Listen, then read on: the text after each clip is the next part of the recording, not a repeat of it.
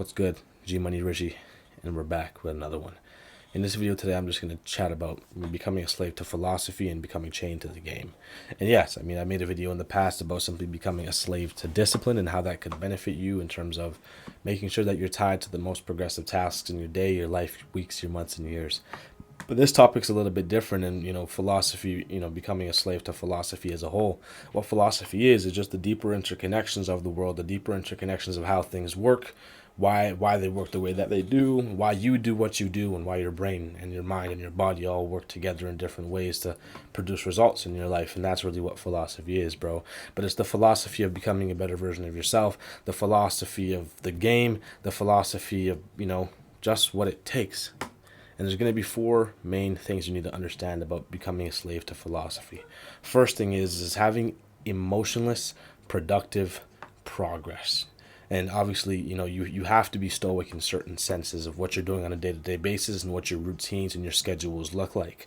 They have to be emotionless, man. You have to be doing what's needed without complaining. And I don't care if it's a shitty job. I don't care if it's this, it's that, because I've done my fair share of shitty jobs already, in terms of working 16-hour shifts in the warehouse, putting boxes on pallets, driving around forklifts, getting splinters, stubbing my toe, fucking up my knee in warehouses, working for 16 hours a day, trying to make ends meet, trying to pay for cars, trying to do all this kind of stuff. And yeah, sure, I'm only 20. I only did that for like months on end, but I've done enough of it to know that there's more to it. And I did those things without complaining. And that's the mindset that I want to instill on you, no matter where you are in life right now. If you're at a shitty job, you're making zero money, you're not making any money at all.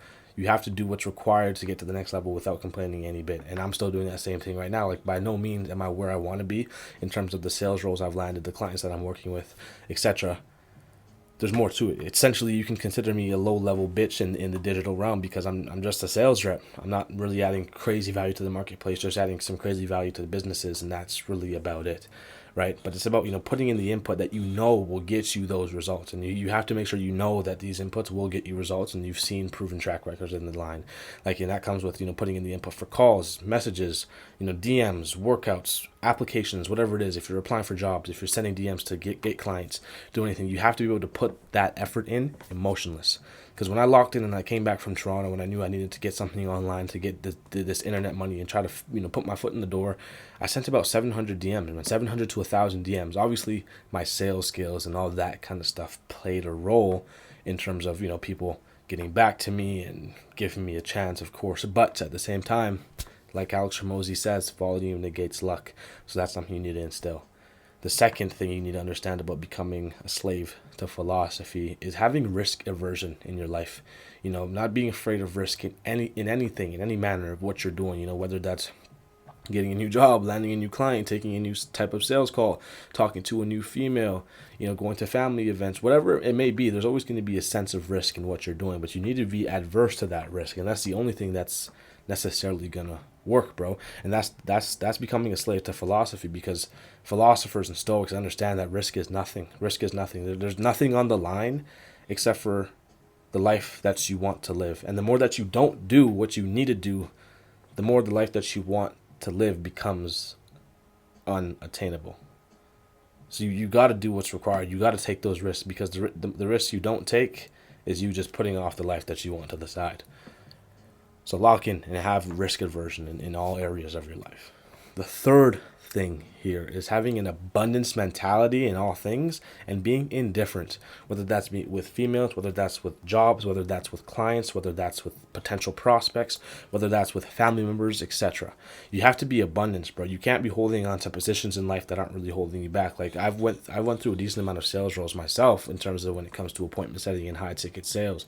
Of just like, okay, bro, like, I can't, if the more effort I'm putting in here, I'm not going to get a reward. So there's no point in me even working with you anymore. So I just got to, it just doesn't make sense, right? You can't be holding on to those things, because that's a scarcity mindset. Holding on to jobs, holding on to all these things that aren't serving you as an individual. They're not serving you financially. They're giving you stress. They're playing with your emotions. They're fucking up with you as an individual. You need to leave. And I've done that in my past too, of either just staying at jobs too long and understanding like, hey, I can easily get another job. Who cares about the job market? Who cares about that? If I leave a job, I do a certain amount of applications. I go out, I drop off resumes, I'll get a job, right? If I leave a client, I'd send a couple of DMs. I can get on a sales call, close him on, me working with him for sales and whatever that may be. So that's that, bro. You have to have an abundance mindset with that. And then obviously when those things come in and those people are treating you certain ways you don't like, making you do tasks that you didn't really sign up for, you have to be indifferent with them. You have to not really give a fuck about what happens. You can't be outcome focused with people. You can't be outcome focused with girls, outcome focused with business results and clients. You have to not care about what the fucking happened in the end, because that's one how you close deals, and that's how you stay stoic. You need to make sure like you're not tying your emotions to these different things, bro, because that's going to benefit into nothing at all. So be indifferent and have an abundance mentality.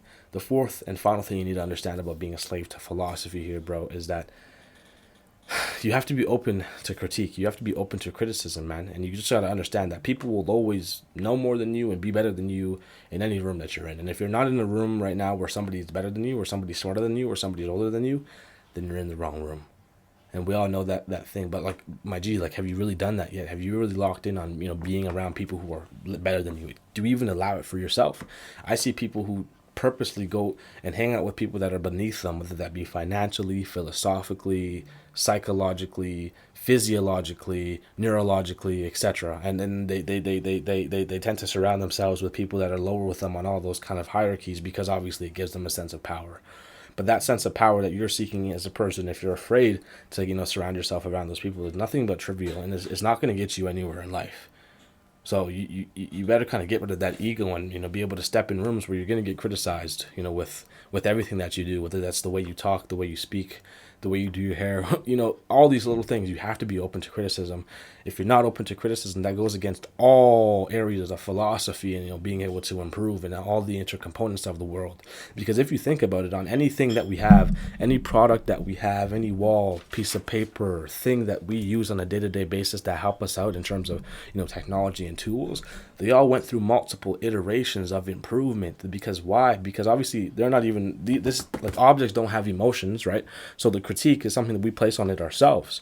And you have to treat yourself like an object that's constantly needing new iterations on a day-to-day basis, or you're never going to become a product to a marketplace that's adding value and being utilized as a tool.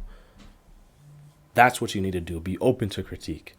And those are the four main principles of, becoming a slave to philosophy, and what you need to tie yourself to, those ground mindset frameworks in terms of being a slave to philosophy, being a slave to stoicism, and understanding how those principles are